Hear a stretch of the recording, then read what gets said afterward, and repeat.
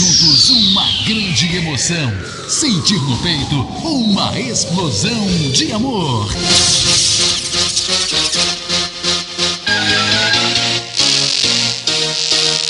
Está entrando no ar, na Catedral FM. Deus é 10. Com o Padre Jordão.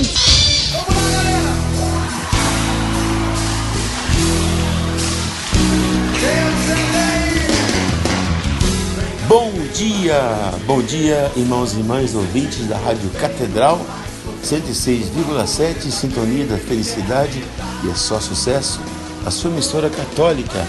Vamos apressar-nos e caçar nossa Bíblia perdida. Caçadores da Bíblia Perdida.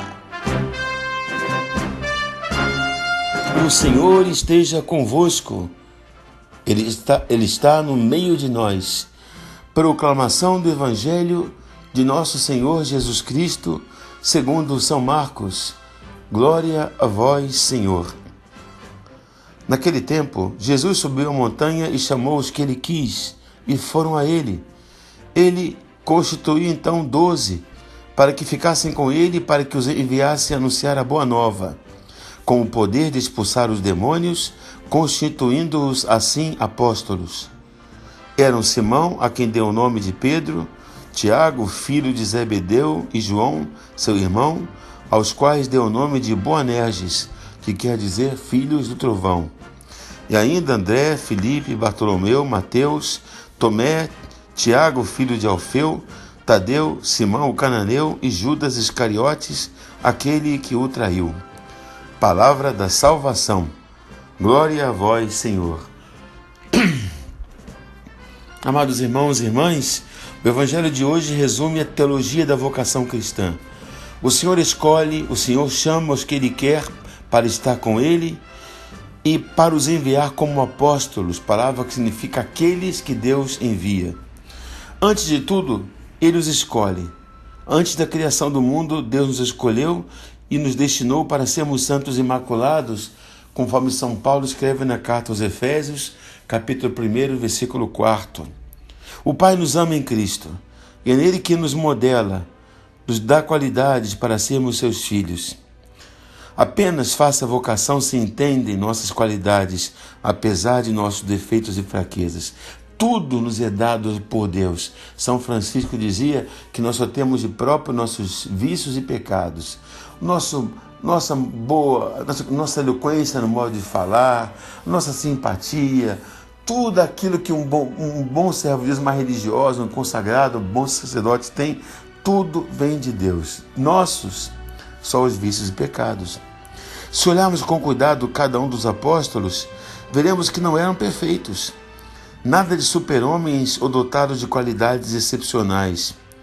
Tomé, por exemplo, várias vezes reclamava e queria provas, chegando a duvidar da palavra do Mestre. Tiago e o próprio jovem João, o discípulo amado, almejaram o primeiro posto ao lado do Senhor, de sorte que um ficasse à sua direita e outro à sua esquerda. Bartolomeu, assim que fora chamado, desdenhou de Jesus, perguntando se de Nazaré poderia vir alguma coisa boa.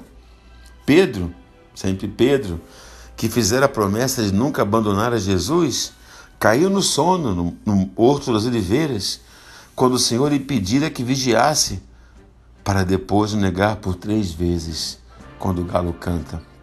Isso, sem falar no traidor, que tendo vendido o mestre por 30 moedas, o entregou com um beijo. Triste colégio apostólico que o Senhor escolheu. Mas quando percebemos o grupo que Jesus escolheu, após tanta oração, podemos ficar consolados. Se eles, com exceção do traidor que não teve a humildade de se arrepender, souberam se transformar pela misericórdia divina e se santificaram, tornando-se as colunas da igreja, a igreja fundada por Jesus, por que também não você, eu e cada um de nós também não poderemos nos santificar, já que todos, sem exceção, somos chamados a sermos santos. E por quê e para que somos chamados? Para estarmos com Ele, para sermos santos, a santidade de vida. Os santos são a Bíblia viva, são a palavra de Deus viva. Porque não adianta você repetir os versículos e capítulos que nem um papagaio, que nem um computador, e se você não viver. Só prega bem quem faz, quem vive reza mais. Esse chamado, o chamado de Deus é dom, mas também uma tarefa. Santidade mediante a oração e os sacramentos, e além disso, de uma luta pessoal. Viver a palavra que você prega.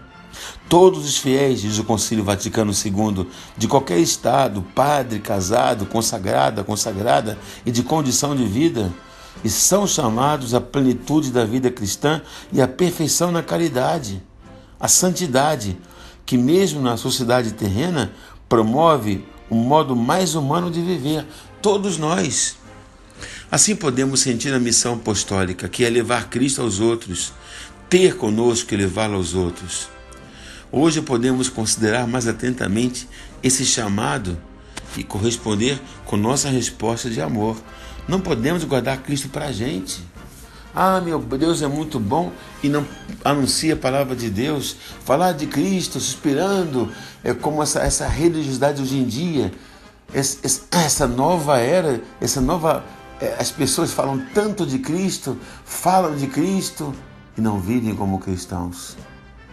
Essa nova religiosidade das seitas que falam tanto de Jesus e não vivem como Jesus quer.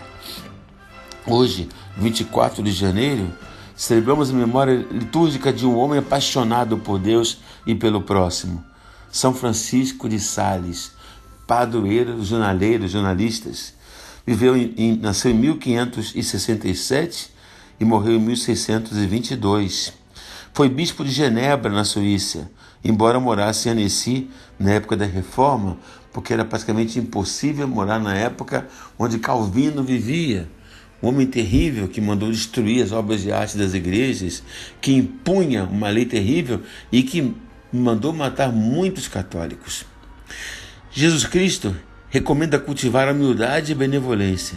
Tomai sobre vós o meu jugo e aprendei de mim, porque sou manso e humilde de coração, e encontrareis repouso para vossas almas.